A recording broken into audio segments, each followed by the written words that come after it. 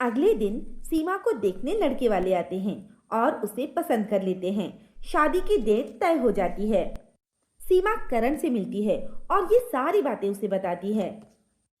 करण, अब एक ही तरीका है, हमें भागकर शादी कर लेनी चाहिए। मेरे घर वालों ने अगर मेरी शादी किसी और से करा दी तो मैं जहर खा लूंगी। नहीं नहीं सीमा, ऐसा बिल्कुल नहीं होगा। हम भागकर शादी कर लेंगे। सीमा और करण सारी बातें अपने दोस्तों प्रिया और वरुण को बताते हैं। देख करण, सीमा सही कह रही है। तुम दोनों को जल्दी से जल्दी भागकर शादी कर लेनी चाहिए। मेरे चाचा कलकत्ता में रहते हैं। ऐसा करो, तुम दोनों कल अपने अपने डॉक्यूमेंट्स के साथ तैयार हो जाओ। सुबह के 6 बजे मैं गाड़ी का इंतजाम कर दूंगा और तुम दोनों कलकत्ता भागकर शादी कर लेना। और फिर क्या था, अगले दिन प्लान के मुताबिक वरुण ने गाड़ी भेज दी। सीमा और करण गाड़ी में बैठकर कलकत्ता वरुण के चाचा के यहाँ चले गए। आओ बच्चों, मैं तुम्हारा ही इंतजार कर रहा था। बहुत बहुत शुक्रिया चाचा जी। तुम दोनों जाकर सामने वाले कमरे में आराम कर लो और मैं तुम्हारे लिए कुछ खाने को भी जाता हूँ। और हाँ, अपने अपने डॉक्यूमेंट्स लाए हो ना तुम लोग? जी चाचा जी, हम लेकर आए हैं अपने डॉक्यूमेंट्स। कल सुबह हम कोर्ट चलेंगे और फिर वहाँ तुम दोनों की शादी करा दी जाएगी। जी चाचा जी, आपका बहुत बहुत शुक्रिया। चाचा जी वहां से चले जाते हैं। करण और सीमा दोनों काफी डरे हुए थे। दोनों को अपने अपने घर वालों की याद बहुत बेचैन कर रही थी। दोनों घंटों बैठकर बातें करते हैं और एक दूसरे को सांत्वना देते हैं। इसी तरह रात गुजर जाती है और सुबह हो जाती है। सुबह चाचा जी रूम में आते हैं। अरे बच्चों, तुम दोनों तैयार हो ना? हमें कोर्ट चलना है, याद है ना? जी चाचा जी, याद है, हम रेडी हैं। वे सभी कोर्ट पहुंचते हैं। कोर्ट में उन दोनों की सारी फॉर्मेलिटीज के साथ रजिस्टर्ड मैरिज होती है। वो लोग बहुत खुश थे। वो वापस चाचा जी के घर आ जाते हैं। तभी वरुण उन्हें फोन करके बताता है, यार करण, तेरे घर पुलिस आई थी। वो बहुत छानबीन कर रही थी और सारे गांव में हंगामा है कि तुम दोनों भाग गए हो। पंचायत वाले तो बहुत गुस्सा हैं। तुम लोग कुछ दिन तो इधर आना ही मत, वहीं रहना। ठीक है वरुण, तू तू संभाल लेना यार। हाँ हाँ करण, तू टेंशन मत ले, मैं देख लूंगा। उधर पुलिस स्टेशन में इंस्पेक्टर मालवी इस केस की तफ्तीश करता है।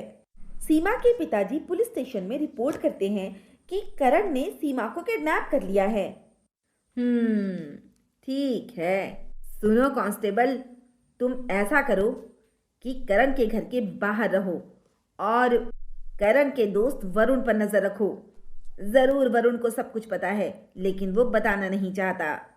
पुलिस को वरुण के मिले होने का शक होता है और फिर पुलिस वरुण को लेकर छानबीन में लग जाती है। अगले दिन वरुण कलकत्ता के लिए निकलता है और पुलिस कांस्टेबल उसका पीछा करता है। कांस्टेबल इंस्पेक्टर को कॉल करके सारी बातें बताता है। अरे सर, मैं ये वरुण का पीछा कर रहा हूँ, आप भी आ जाइए। जरूर ये करण और सीमा के पास जा रहा है। और फिर क्या था, वैसा ही होता है। वरुण करण और सीमा के पास चाचा जी के घर पहुंचता है और पीछे से पुलिस भी वहां पहुंच जाती है। करण, तुम्हारा खेल खत्म हुआ। कांस्टेबल, करण को अरेस्ट कर लो और ले चलो। कांस्टेबल करण और सीमा को अरेस्ट करके पुलिस स्टेशन ले आता है। पुलिस वाले सीमा को उसके घर वालों को सौंप देते हैं और करण को लॉकअप में डाल देते हैं, क्योंकि करण पर इल्जाम था कि उसने सीमा को किडनैप किया है। अगले दिन अपने अपने वकील के साथ दोनों परिवार कोर्ट में पहुंचते हैं।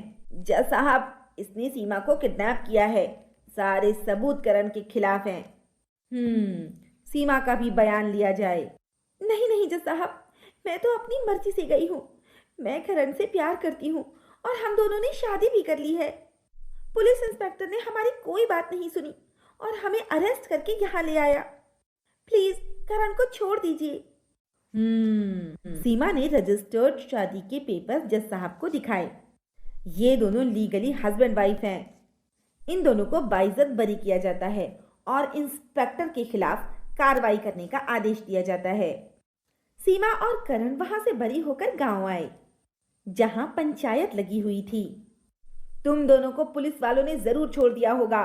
लेकिन तुम हमारे गांव में नहीं रह सकते।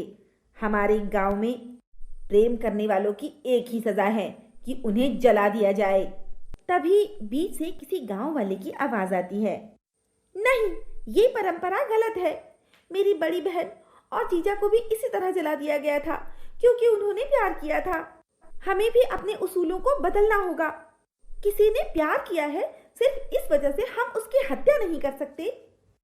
हाँ पंच साहब, ये सही कहती है। मेरे भी खानदान में किसी को जिंदा जलाया गया है, सिर्फ इसलिए कि उसने मोहब्बत की थी।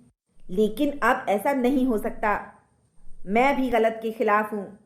और ऐसे ही एक एक करके बहुत सारे लोग बगावत पर उतर गए। सरपंच को अपनी गलती का एहसास हुआ। ठीक है, तुम लोग सही कहते हो। हमें भी अपने गांव के रूल को बदलना चाहिए। हम सभी गांव वाले सीमा और करण के प्यार को मंजूर करते हैं। और इसी तरह सभी लोग बहुत खुश हो जाते हैं और सीमा और करण हमेशा के लिए मिल जाते हैं। तो दोस्तों, कैसी लगी आपको हमारी कहानी?